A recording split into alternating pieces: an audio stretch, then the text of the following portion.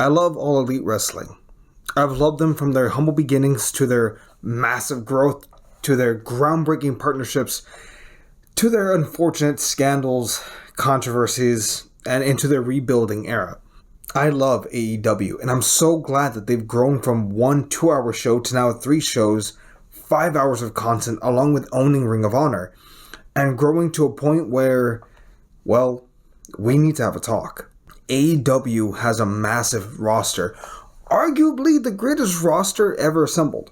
They have some of the best deathmatch wrestlers, brawlers, technicians, submission artists, high flyers, promos, young talent. Some of the best women's wrestlers on the planet, and they damn sure have the best tag team division. Fight me. But through all the good comes an old adage. Too much of a good thing. AEW is arguably too big right now. There isn't enough TV time for everyone, and people get lost in the shuffle all the time. Miro should have been a world champion. Andrade should have had his own faction. Keith Lee should have had more of a dominant run. Brian Cage should be a world beater. Lance Archer should be a mid-card monster. Wardlow should have been utilized more. Now, all these issues are more about a lack of time rather than a lack of any direction, and it's not a direct shot at Tony Khan.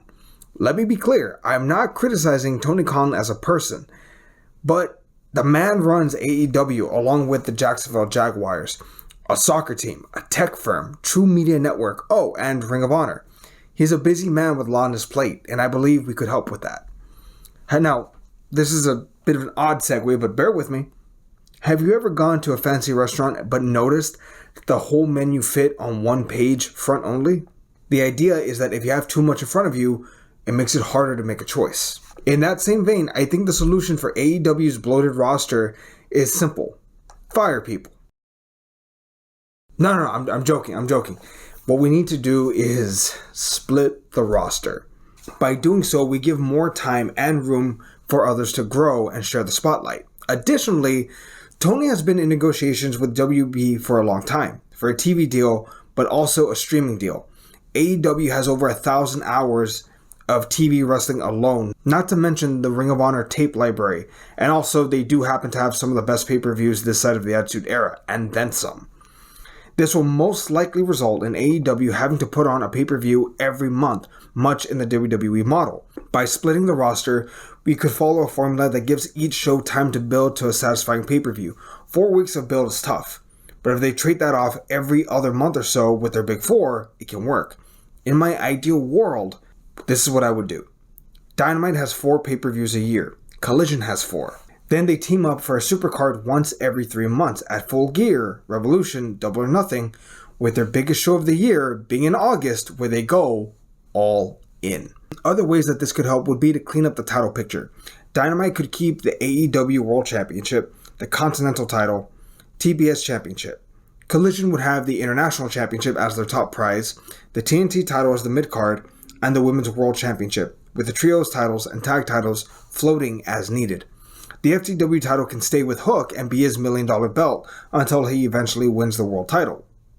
Potential spoilers? Yeah, maybe. Now, when you split the roster, I don't have everything set in stone, but I do have some ideas for the big names. Swerve, MJF, Okada, the Young Bucks, Bryan Danielson, Jon Moxley, Claudio Castagnoli, Wheeler Yuta, Chris Jericho, Tony Storm stay on Dynamite.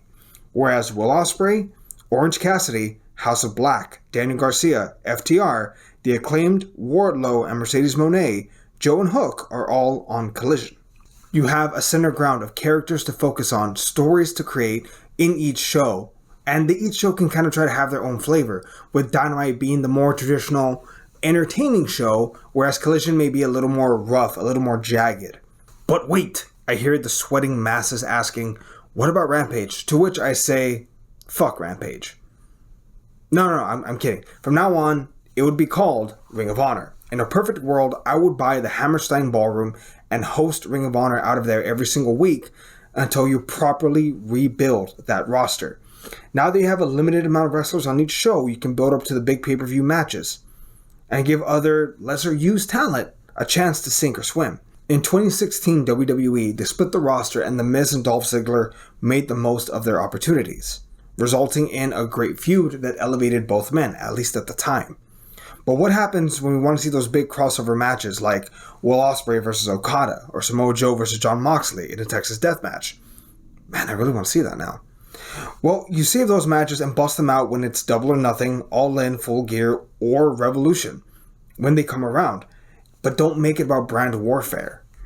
It's all about a big show is coming up. You want to fight? The allure or the attraction of those big crossover matches help to really differentiate the big crossover shows as a bigger deal. Thus, slowly over time, maybe they can become stadium shows. I truly believe that by splitting the roster, it's in your best interest, Mr. Khan. And hell, if you want help booking it, my email is in the description. And that's not a joke. That's serious. For all of you other people, what did y'all think? What's your preferred flavor of wrestling? And also, hey, maybe I'll be back in a month with a more fleshed out idea of how to book Hook to become the AEW champion. Yeah. See everyone.